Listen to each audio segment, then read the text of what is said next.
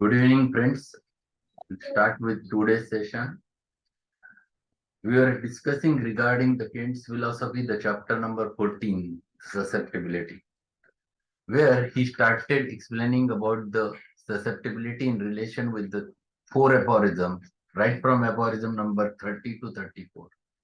And out of which the 30, 31, 32, he tried to explain to start with the chapter. He has written all three aphorisms and then he started explaining about them.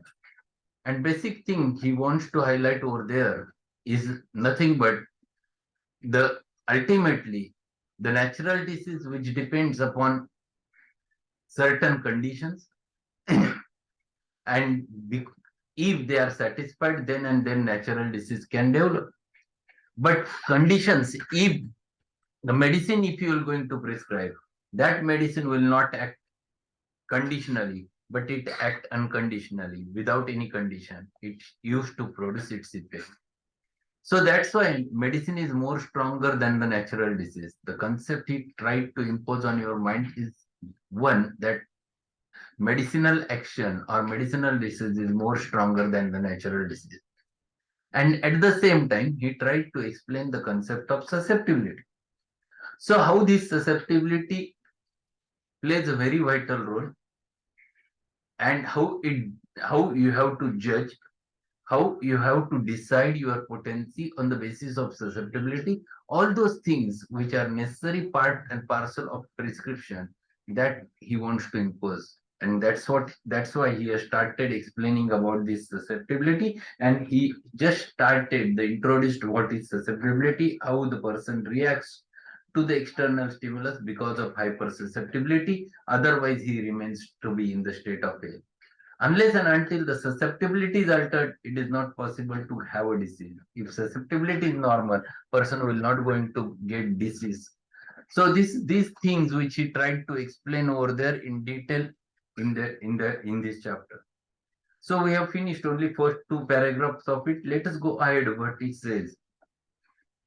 Hahnemann states that we have more power over human beings with drugs than disease cause. For man is only susceptible to natural diseases upon a certain plane. Disease causes existing as they do as immaterial substances flow into man in spite of him. He can neither control nor resist them, and they make him sick. But certain changes occur and man ceases to be susceptible, and there is no longer an inflowing of the cause into his economy. A suspension has been taken place because susceptibility has ceased. Susceptibility ceases when changes occur in the economy that bar out any more influx. So what he explains over there, he explains how this susceptibility gets altered. And susceptibility is the state which is never remain as a fixed entity. It used to change with many things. It alters many a times. There are a number of things which are responsible to produce or to alter the susceptibility. So most important thing is that whenever certain action happens, if the person is susceptible, he will react. Otherwise, he will adapt. These are two important things.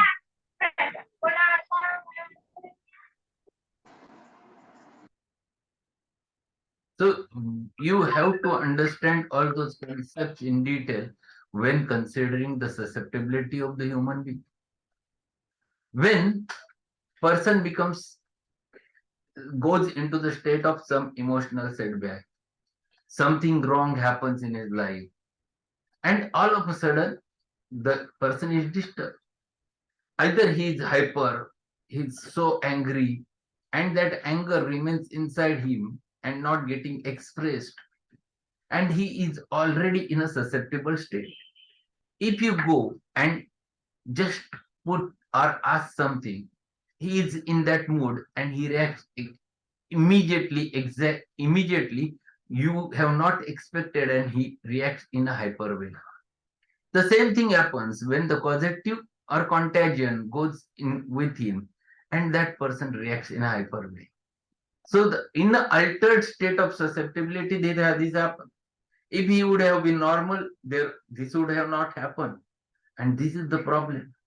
And when this happens, then a person can become disabled. But many a times this susceptibility again comes to the normal. The person after some times becomes cool because main function of the vital force is to preserve the health. So even though the person went into the hypersusceptible state, gradually tapers and comes to the normal. And if he comes to the normal, he is no more susceptible and he remains in the state of health.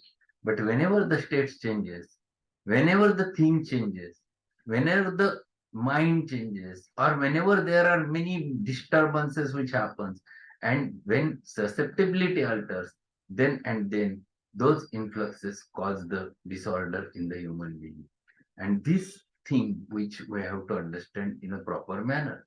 So Ken tried to explain the things in a simpler manner. Sometimes it looks difficult, but if you consider them properly, then it's quite easy to understand.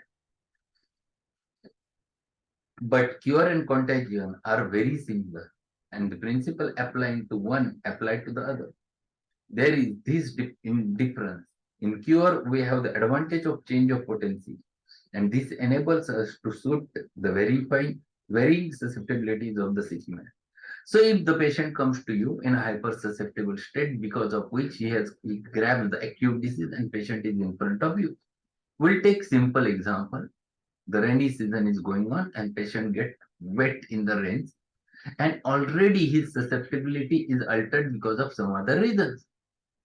So he reacted to that state immediately and he started very severe coryza cough with body ache, severe body ache, and he comes to you with and he talks to you, doctor, I could not sleep whole night, whole body was paining, I whole night I was moving here and there, all those things he explained. And yesterday I went to on two-wheeler to some place and I got wet in the rains and thereafter it started and I'm severely suffering. So do something very fast. So his susceptibility is quite high, and because of which he grabbed the disorder. Now the susceptibility is very high because of which he is talking in such a manner. If susceptibility is low, he talks, Doctor, I have so much pain. The susceptibility you can catch. That fellow is not susceptible enough because he is not having that much of strength to express the disorder.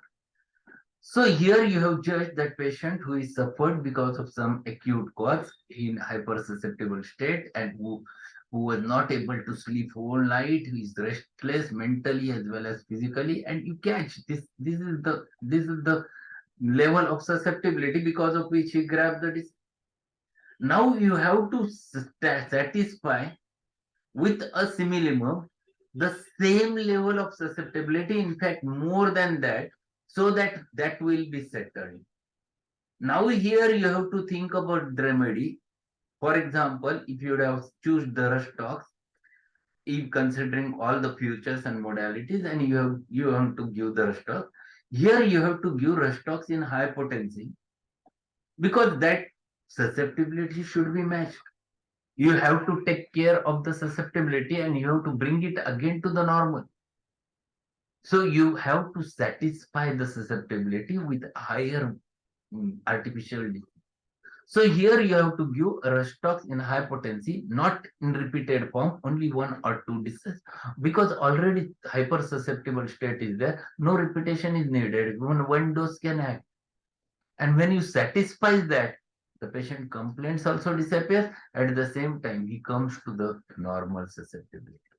It is your duty to bring him susceptibility to the normal so that again he will not going to react in such a hypersusceptible way.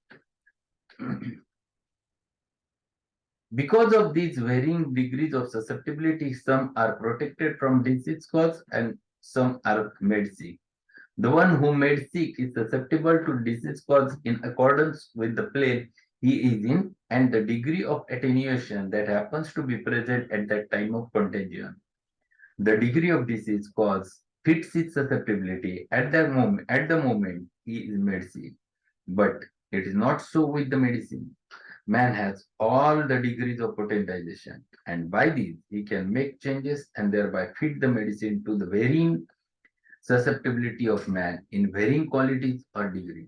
Hence, Hahnemann writes, medicines, particularly as it depends on us to vary the doses according to our will, appears to have a greater power in affecting the state of health than the natural morbific irritation. For natural diseases are cured and subdued by appropriate medicine. So here the question of giving a proper medicine in proper potency is important. Here you have to judge the susceptibility. If you are able to judge and find it out a right remedy in right potency, you can clear that patient. So just now I have told regarding this that, and we have selected Rustox in 10 potency, one dose, and you have satisfied the susceptibility. Similar weather, rainy weather, and patient comes to you, and patient is sitting in front of you. Doctor, see what has happened. Since last 2-3 days, I am having this. It is too much burning, doctor. And he is having fever blisters around the mouth.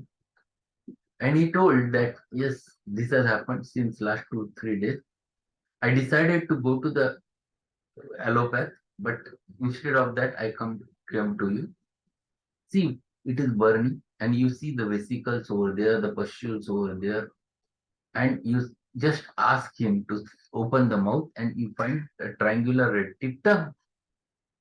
But this patient, he who talks to you plainly in a simple words, not in an aggressive manner, where the susceptibility is not too high, and he is expressing the disease more peripherally.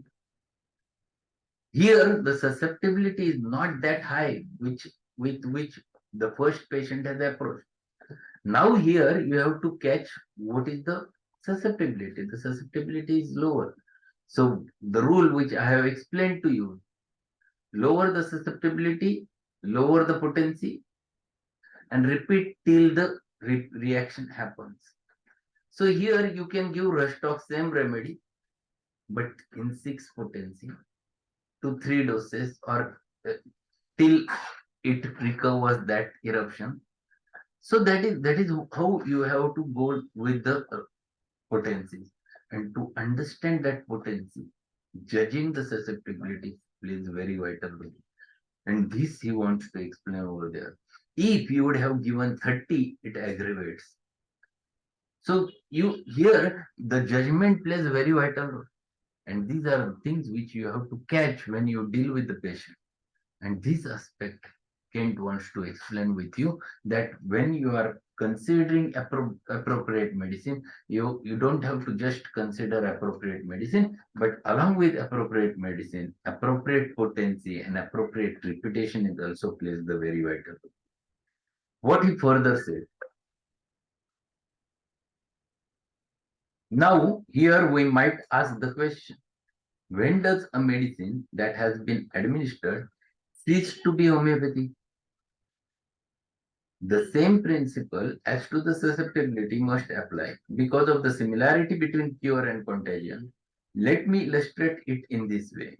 Suppose we have a case of diphtheria. After due study, lachesis appears to be the most similar of all medicines, and dose is given. Now, when does lachesis cease to be homeopathic? When the symptoms that indicated it change, then it is no longer indicated. If it is given at all after this change, it operates upon different plane from what it did in its homeopathicity. And if it acts at all, it does not act curatively but depressively. Any more than just enough to supply the susceptibility surplus and is dangerous. In chronic diseases, administer sulfur when it is clearly indicated, and the symptoms disappear and patient feels better. Then the remedy ceases to be homeopathic. And if it has administered longer, whatever action it has is neither homeopathic nor desirable. So see what he explains over there. He explains very important thing. If you are able to judge a right potency, so he has given the example of lachesis. and you have selected lachesis for that patient. For example, lachesis 200.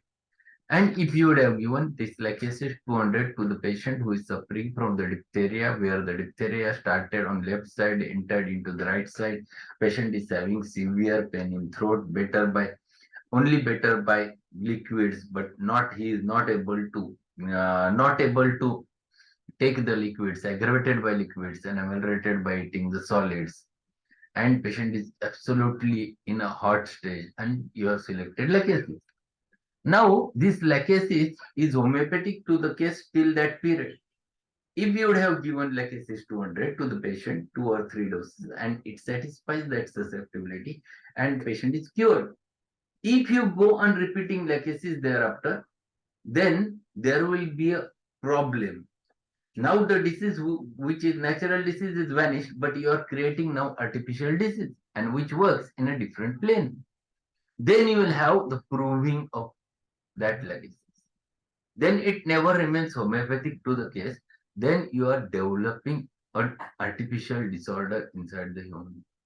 So you must know how much to repeat, whether to repeat or whether not to repeat, how much depth the action of this remedy is there, which remedy one must repeat or which remedy one must not repeat. All those things are always matters when we deal with the patient, and that's why a thorough understanding about the remedy, thorough understanding about the susceptibility is needed, so that we can specifically utilize a remedy in proper manner.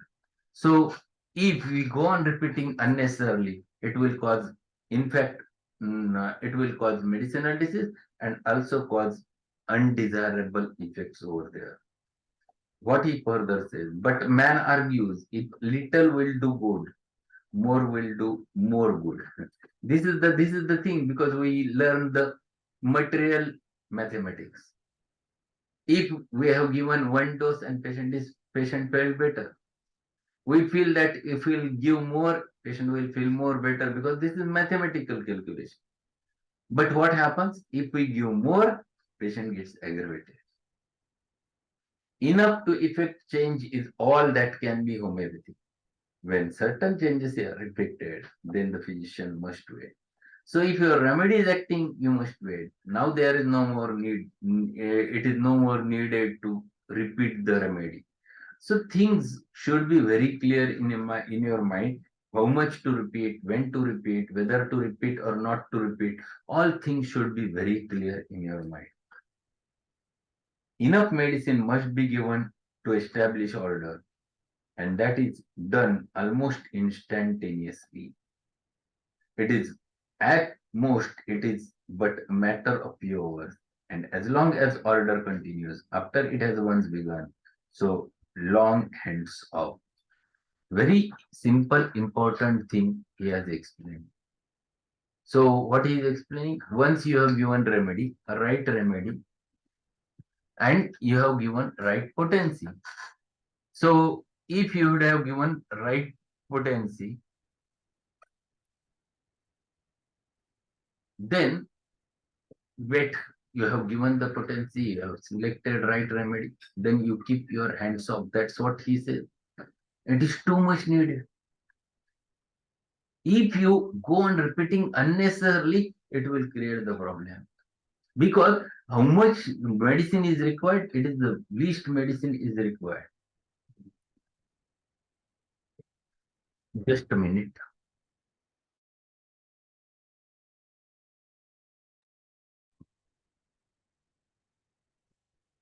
So what he says further, that is just a way contagion takes place.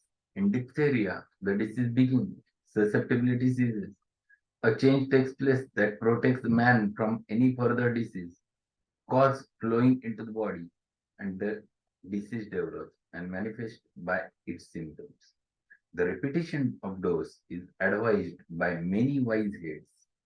But if we understand this doctrine, it will be clear to us that such repetition of dose is perfectly useless. It is true that in vigorous, robust subjects who have lightning-like reaction, the dose may be repeated or changes occur for the better if the remedy is not quite homeopathic to the case. But some are injured is in this way, because they are delicate subjects whose reaction is slow. The reaction is actually prevented by the repetition of the dose. That is, the order we have tried to establish is actually prevented. Hahnemann teaches that human economy is more under control of man than under the control of disease. For the economy can be affected only by such disease as it is susceptible to. But man, whether for the purpose of proving or for the purpose of curing, can so vary the dose that he can always get results.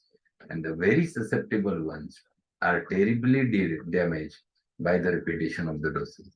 And he is explaining over there the danger of repetition, specifically when you deal with the chronic remedies, and if you are defecting remedies, and if you are repeating them again and again, you produce more danger or more harm to the patient.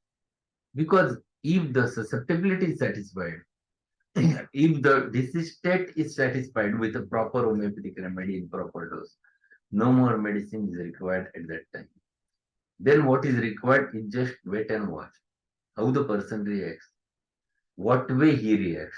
All those things matters a lot at that time. And these are the things which we have to understand. Specifically when the disease is acute enough, absolute no repetition is needed, because patient is already in a very high susceptible state. But if the disease is in chronic state and if susceptibility is low, then little bit repetition is needed till the susceptibility gets satisfied. The concept should be very clear in your mind regarding all those things. And if it remains clear in your mind, then you better prescribe the remedy, and then you understand whether to repeat or not to repeat. So concepts he is trying to explain in a simpler manner to make the things clear in your right mind. So how much to repeat, whether not to repeat. You just go through these laws and then you will understand it very clearly. Second important thing, then you have to understand also the remedies, which remedy you are giving. Those remedies which are very acute in action. There is one rubric in your repertory, quick to act. That means these individuals are already very active, hyperactive. In Kent's repertory, I think there are only two remedies. Kent's repertory, there is one remedy, that is coffee, and other is lachesis, and they are most active. If the remedies are very active, you don't have to repeat too much because they are active. But at the same time, if you read the calcarea cup, if you read the Barretta cup or a carbon group, these remedies are slow in action. And that's why Boric himself has said Barretta is very slow in action, bears the repetition. So you have to understand the action of the remedies also, not only the susceptibility or judging the susceptibility, but at the same time, which medicine you are prescribing, that also you have to take into consideration. So here he is making the things very clear in your mind regarding the potency and how to go ahead with the potency. We'll finish one more paragraph. In the 31st paragraph, Hahnemann says that disease causes are limited in their ability to effect changes in the health to certain conditions and states, that is to the susceptibility. This is all Hahnemann says of this doctrine of cessation of cause after certain evolution has taken place. We see that when natural disease taken, it runs its period and tends to decline, and patient will not be susceptible until another change of state has arrived. It is not true that man will go out of one state of susceptibility to a disease and in few days go into another state of susceptibility to that same disease. There must be change, a cycle, which means a certain length of time. Now, if we talk about cure instead of contagion, it would seem that certain dose of medicine administered had lasted a certain time. So when you have given a medicine to the patient, then you have satisfied the susceptibility. The patient becomes cured. And if you go on repeating, then you create a state where the patient again becomes susceptible. At first example, he is explaining over there, if the patient who got acute disease, he is already susceptible, and because of which he catch the disease. The disease runs its own course. For example, measles. We'll take a simple example of measles. Measles started with typical fever, crop coryza with typical cochlear spots, and a rash develops, a maculopapular rash which is having rosy hue. And patient developed that. After some time, there is a heat. First, the chill, preliminary symptoms happens, then heat develops, and then it is followed after some time, after 2 3 days later, a rash develops, and patient itself comes to the normal because it is an acute disease. Even though you would have not given any medicine, patient comes to the normal. What has happened? You have cured the patient with its own immunity, and his susceptibility was high. That's why he catch the disease. Now it has been satisfied because whole process of antigen antibody reaction happens in our body, and it cured the patient. And now he gradually tapered and comes to the normal. Now his susceptibility again comes to the normal. But again something happens in his lifetime. Some incidences happen. Now his susceptibility again gets altered, and he may grab another disorder if the susceptibility goes high. But if it remains normal, he will remain in the state of health. So till the susceptibility is normal, he remains in the state of health.